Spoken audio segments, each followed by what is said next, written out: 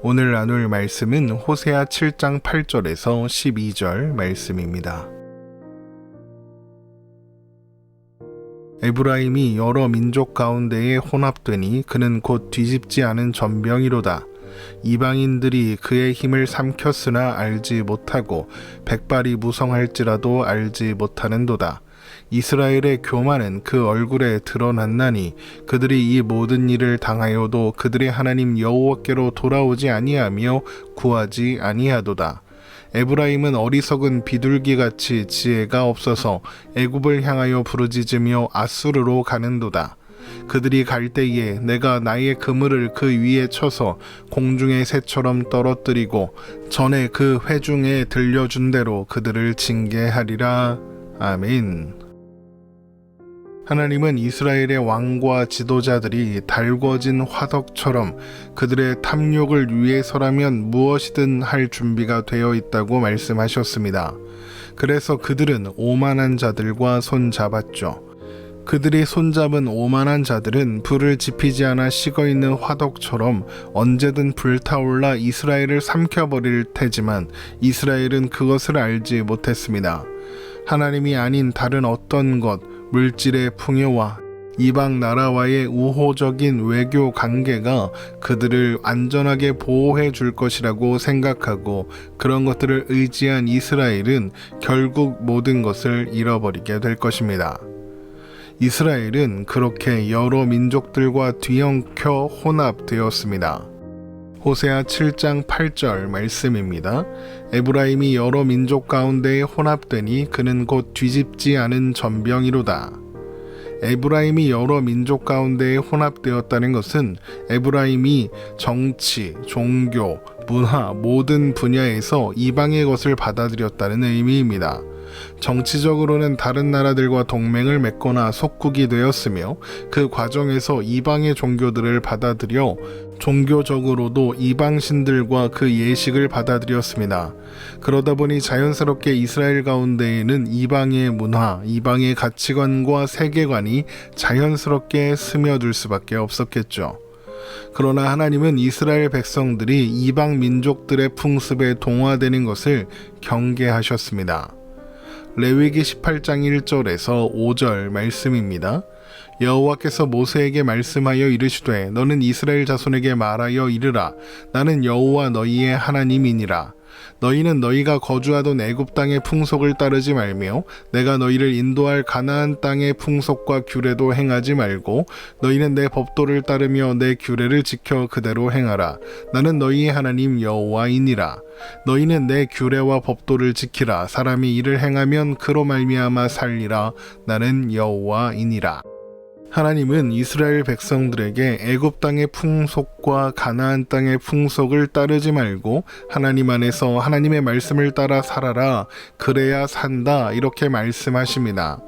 하나님께서 이것을 특히 강조하시는 것은 이스라엘이 하나님의 백성으로 구별된 존재이기 때문입니다. 그래서 하나님은 이방의 풍습을 따르지 말라고 하시며 나는 여호와 너희의 하나님이다 라고 말씀하시는 것입니다. 내가 여호와 너희의 하나님이기 때문에 너희는 이방의 풍습을 따라서는 안 된다. 이방과 혼합되어서는 안 된다 하시는 것입니다. 하나님의 백성들이 거룩하고 구별된 존재인 것은 하나님이 우리의 하나님이시기 때문입니다. 하나님이 우리의 하나님이 되기로 하시고 그래서 우리를 하나님의 백성으로 삼으셨습니다. 그렇게 하신 이유는 무엇입니까? 우리에게 그럴 만한 자격과 조건이 있었기 때문일까요? 이스라엘이 그럴 만한 이유가 있는 민족이었습니까? 당연히 아닙니다. 하나님이 우리 하나님이 되시고 우리를 하나님의 백성 삼으신 원인과 동기는 우리에게 있지 않으며 하나님이 이스라엘의 하나님 되신 것도 마찬가지입니다. 하나님께서 그렇게 하기로 하셨기 때문에 하나님은 우리 하나님이 되셨고 우리는 하나님의 백성이 되었습니다. 그러면 하나님은 왜 그렇게 하기로 하셨을까요? 우리를 사랑하셨기 때문입니다. 그래서 우리를 이 세상 그 무엇보다 귀하게 여기시기 때문입니다. 그래서 하나님은 우리 하나님이 되시고 우리를 거룩하게 구별하셨습니다. 그래서 하나님의 통치 안에서 살아가게 하셨죠. 왜 그렇게 하셨을까요? 우리를 사랑하시기 때문입니다. 그래서 우리에게 그것이 가장 좋은 일이라는 것을 아셨기 때문에, 그것이 우리가 사는 유일한 방법이기 때문에 우리를 향한 그 사랑으로 우리를 하나님의 통치 안에 살게 하신 겁니다. 그래서 하나님은 하나님의 백성들이 이방 민족들과 혼합되면 안 된다고 하시는 겁니다.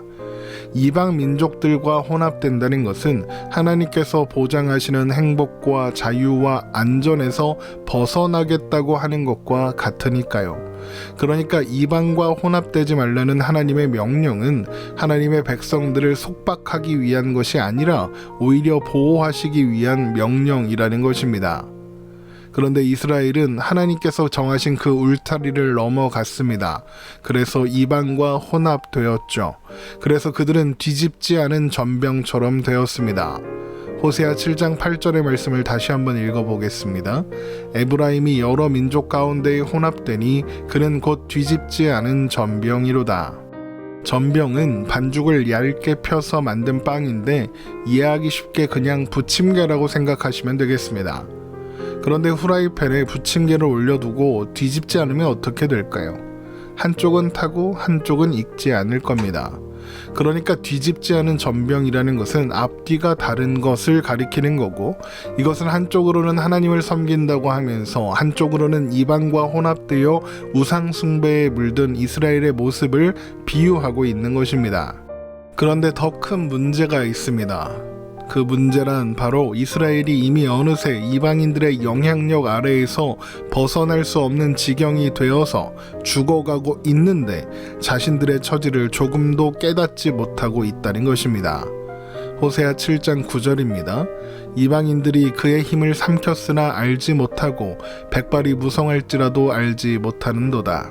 보통 성경에서 백발이 무성하다는 것은 지혜의 상징으로 여겨집니다. 백발이 무성해졌으면 그 연륜으로 상황을 제대로 볼 수 있는 눈과 지혜가 생긴다는 것이죠. 그런데 이스라엘은 백발이 무성해졌어도 깨닫지 못한다는 겁니다. 세상에서 제일 무서운 사람은 무식한데 용감한 사람입니다. 이스라엘이 딱 그런 상태라는 겁니다. 이스라엘은 자신들의 처지, 상황, 현실은 아무것도 모르면서 자신들이 아무것도 모른다는 것을 모릅니다. 그래서 목을 꼿꼿이 세우고 교만하게 행동하죠.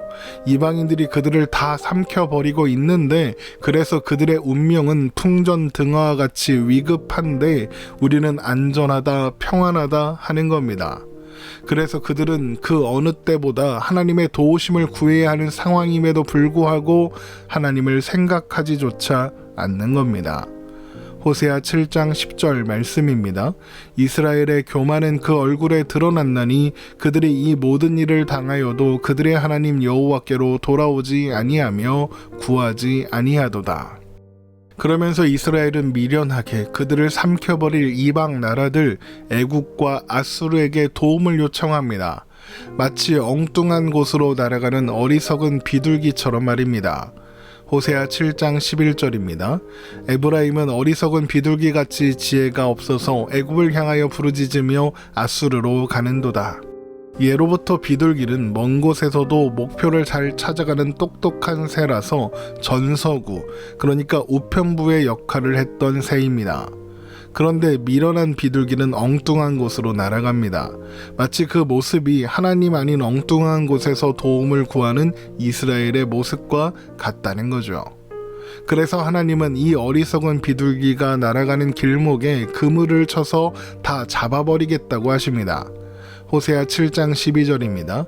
그들이 갈 때에 내가 나의 그물을 그 위에 쳐서 공중의 새처럼 떨어뜨리고 전에 그 회중에 들려준 대로 그들을 징계하리라. 이방 나라들, 애국과 아수르의 도움을 요청하는 전서구가 날아가다가 그물에 다 잡혀서 가지 못하면 어떻게 될까요? 애국과 아수르의 도움을 받을 수 없겠죠. 그러므로 호세아 7장 12절의 말씀은 이스라엘이 애국과 아수르의 도움을 받을 수 없을 것이다. 그들을 기다리는 것은 그들이 기대하던 도움이 아니라 하나님의 징계다. 이런 의미가 되는 겁니다. 그래서 결국 이스라엘은 그들이 의지했던 강대국들에 의해 멸망하게 되는 겁니다.